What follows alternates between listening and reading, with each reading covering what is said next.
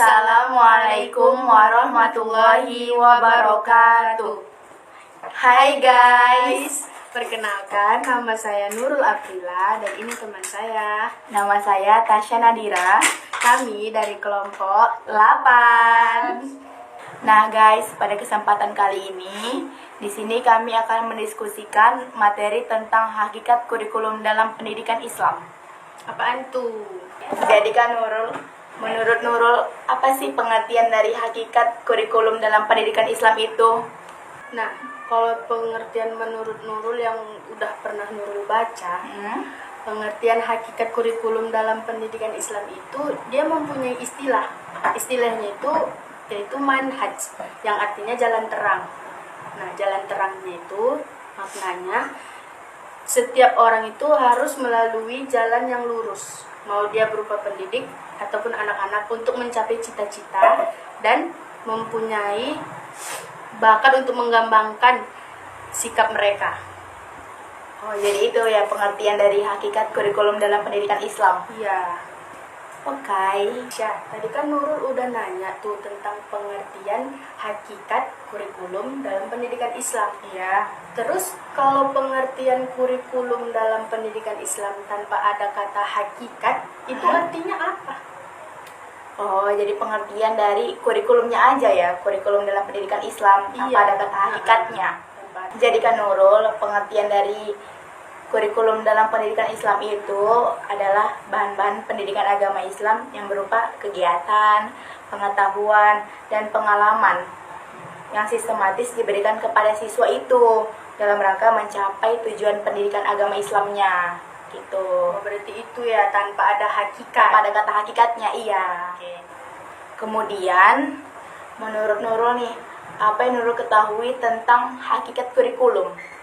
Nah, kalau menurut Nurul, hakikat kurikulum itu dia itu acuan sebuah lembaga. Lembaga biar membentuk citra atau tujuan yang aturannya bisa mengembangkan aturan di sekolah itu gitu. Jadi dia tujuan yang udah direncanakan. Paham? Oh gitu ya. Iya. Nah, jadi Nurul kan udah menjelaskan tuh Syah tentang hakikatnya.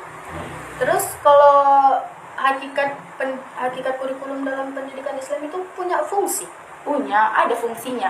Apa itu fungsinya? Oke, jadi fungsi dari hakikat kurikulum dalam pendidikan Islam itu ada banyak sih.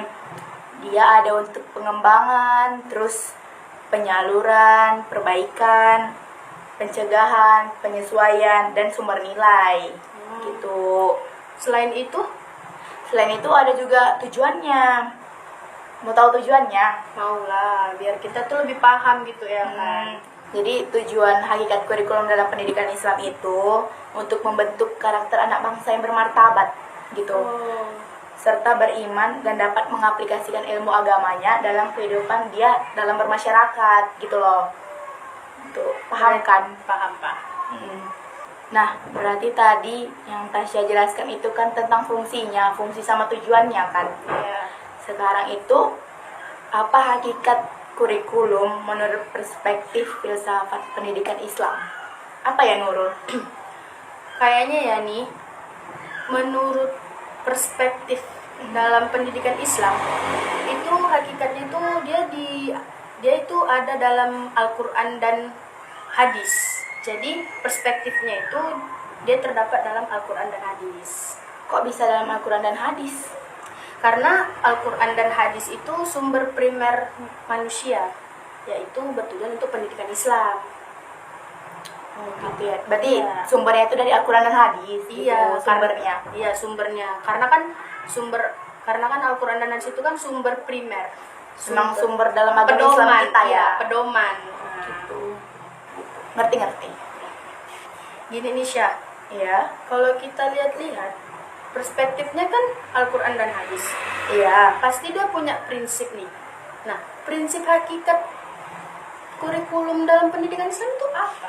Prinsipnya ini. Iya, prinsipnya. Oh, oke. Aku jelaskan ya. Jadi prinsipnya itu dia ada banyak juga sih, antara lain. Yang pertama itu prinsip berdasarkan Islamnya. Yang kedua, prinsip mengarah kepada tujuan. Yang ketiga, prinsip antar mata pelajaran. Terus selanjutnya ada prinsip relevansi, prinsip fleksibilitas, ada juga prinsip integritas, prinsip efisiensi, dan banyak lah gitu. Berarti nggak cuma satu lah ya, banyak gitu. Banyak sih. Kalau prinsip hidup itu kan cuma satu, yang penting bersukses gitu prinsipnya gitu. Iya. Tapi kalau prinsip hakikat kurikulum ini banyak. Iya, banyak. Nggak cuma satu gitu. Kayak hidup itu, aku prinsipku kayak gini. Aku nggak suka orang-orang banyak cakap kayak gitulah ya. Iya, iya. Boleh. Iya. Karena kan banyak ini prinsip orang tuh. Prinsip Prinsipmu orang kayak mana beda-beda. sih? Berbeda-beda. Tapi Tergantung kalau orangnya. prinsip kurikulum itu Ya, banyak, ada, tapi itu aja. iya, udah ditentukan gitu, tapi banyak, nggak cuma satu gitu. Nah, selanjutnya Nurul, setahu aku ada itu namanya kurikulum pendidikan Islam, terus juga ada namanya kurikulum pendidikan pada umumnya. Itu beda apa sama? Beda.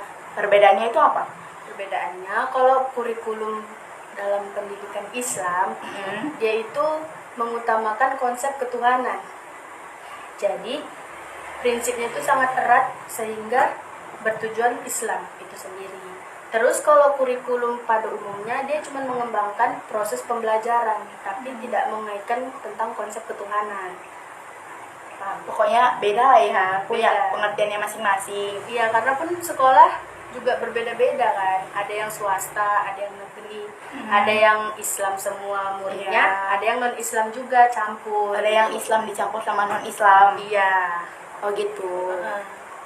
Jadi berbeda-beda. Nah, jadi Nurul, gitulah diskusi kita kali ini, materinya tentang hakikat kurikulum pendidikan Islam. Jadi kurang lebihnya bisa lah ya Nurul pahami materi itu. Bisa. Ya kita pahami juga lah ya kan apa yang kita bahas. Terus kalau misalnya lah yang tadi Nurul pertanyakan, bisa lah juga Tasya pahami kan? Bisa lah, kurang lebih bisa lah untuk dipahami. Nah, sekian diskusi kita kali ini tentang hakikat kurikulum dalam pendidikan Islam. Lebih kurangnya mohon maaf karena ya kita nggak bisa lah sempurna kali, karena sempurna itu hanya milik Allah Subhanahu wa Ta'ala. Sama satu lagi, Apa? rokok sempurna, yang sempurna. Kan udah bacanya sempurna. Nggak mungkin kan nggak sempurna rokoknya gitu. Karena memang bacanya sempurna gitu. Iya.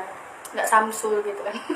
Lebih dan kurangnya saya Tasya Nadira. Saya Nurul Aprila. Lebih Mohon dan pamit kurangnya- undur diri Ya, mohon dari maaf. channel kami ini.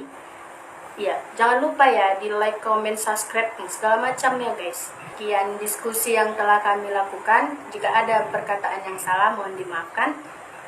Baiklah, Kami tutup diskusi kami kali ini dengan mengucapkan Assalamualaikum Assalamualaikum warahmatullahi wabarakatuh.